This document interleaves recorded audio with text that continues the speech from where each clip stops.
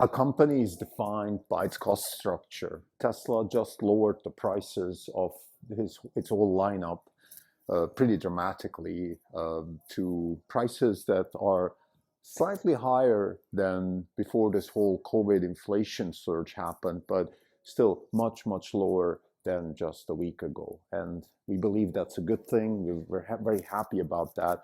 At Orange Capital Partners, we've been actually advocating for a lower price. And there's two reasons for that. One, it adjusts the cost structure of the company. It also forces the supply chain to adjust the cost structure, which is very important.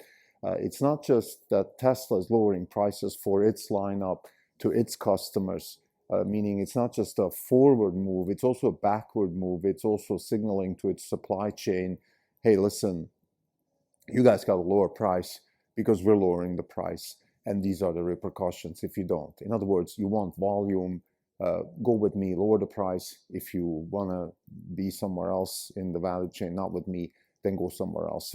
So this is the important move here. We believe that it's a good thing for a couple of reasons, also related to its mission, of course. You drive volume, you drive Wright's law, which is basically economies of scale.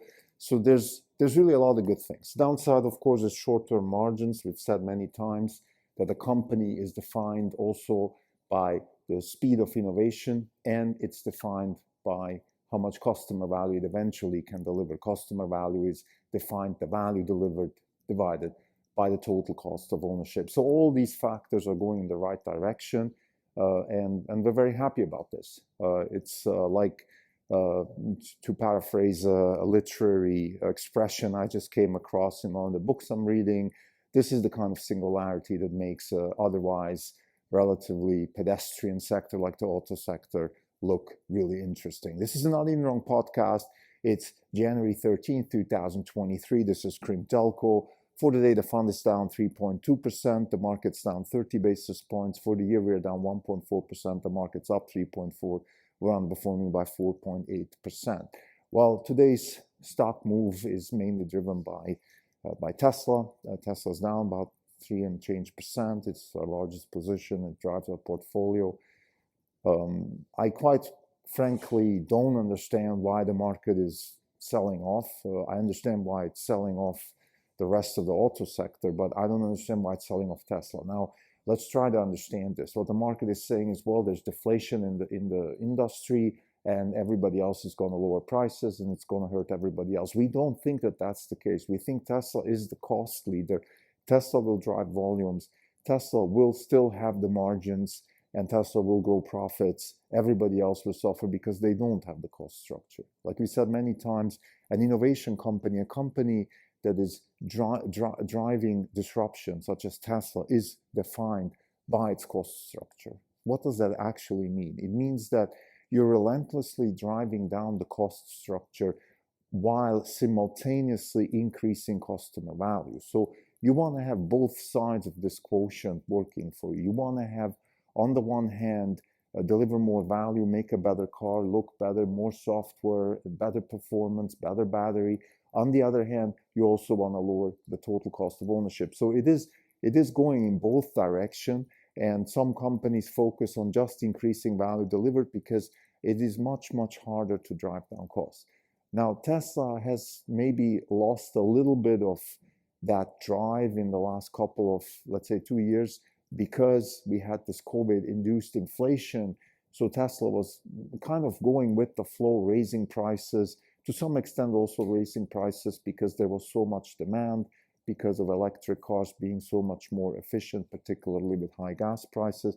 So all these factors have driven Tesla to a point now where we believe we've gotten to a point where the price was too high, so now they have to kind of lower it back.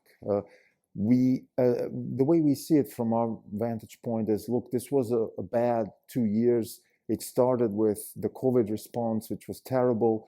It then followed up with money printing to sort of wash over the COVID response, which was terrible. And then the money printing created inflation. And now we're sort of reversing all that.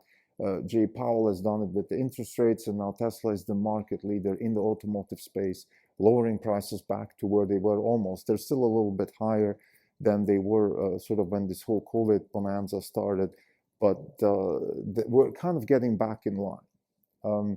We've done some preliminary math as far as the margins are concerned, and we're going to write up something and put it in the show notes, so a small, more formal way to look at this. But here's the gist of the margin picture. So we had in 2020 roughly $41,000 of cost per car of a Tesla.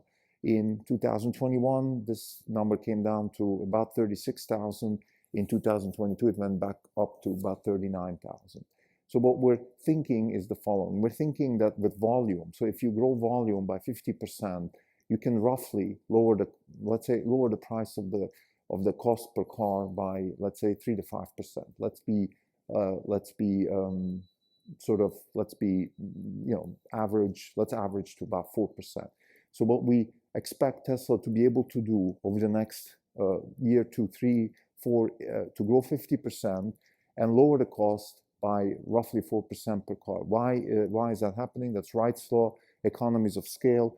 You have larger factories. You amortize more cost. You amortize cost over more cars. Then you have much larger.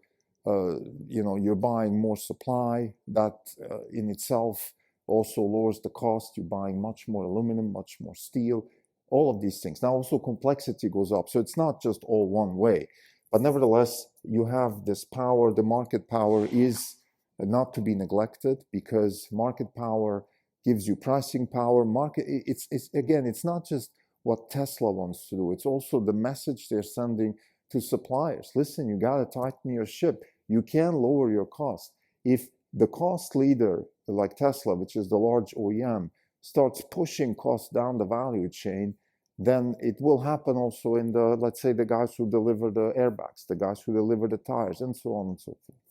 So this is, of course, this is a little bit theoretic, but in a nutshell, it really works. I mean, ARK Invest, Cathie Wood has been talking about this, and you can argue about what you want about their research and the performance.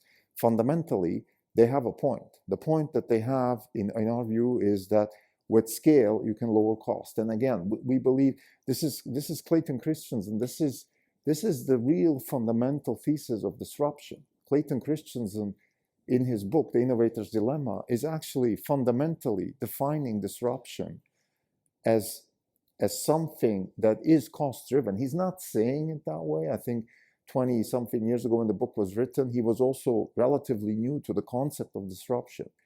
But after studying this book thoroughly, and of course studying industry and understanding what disruption actually means and when it happens, we've come to the conclusion that the main upside of a disruptive technology or a disruptive company is in the cost structure.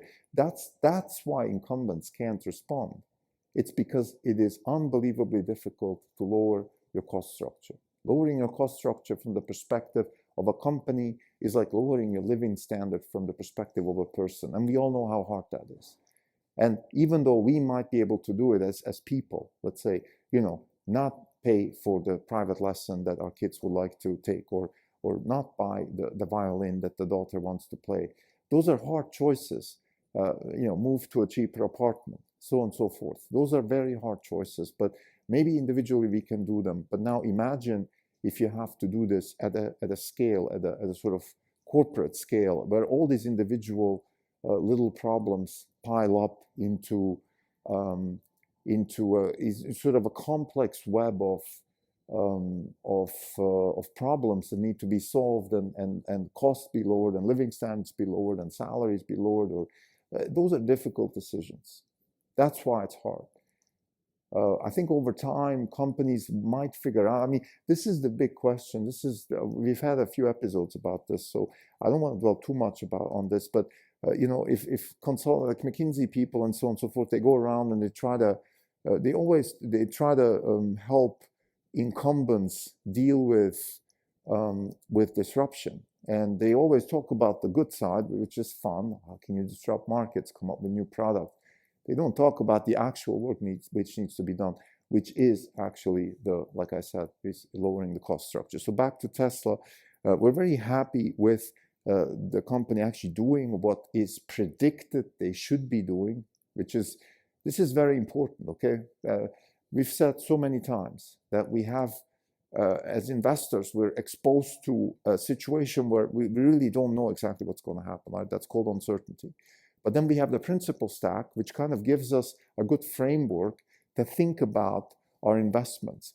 And the way we test our principal stack and the subsequent thesis that follows from the principal stack, the corollary, if you want, well, it is, hopefully we can predict certain actions. And a company like Tesla is incredibly thankful, it's a very uplifting investment for us because we have quite a good correlation between what we think should happen and what actually happens. And it's relatively predictable.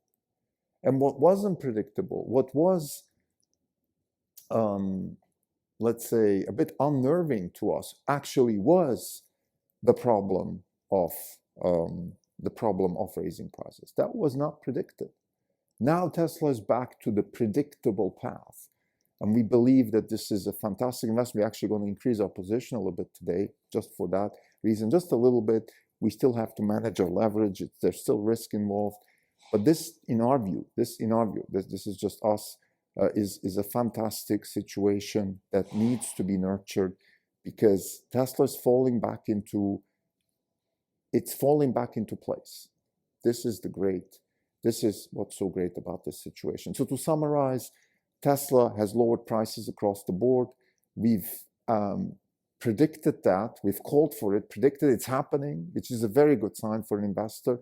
When your thesis starts working, when your thesis starts actually, biting, that's really good.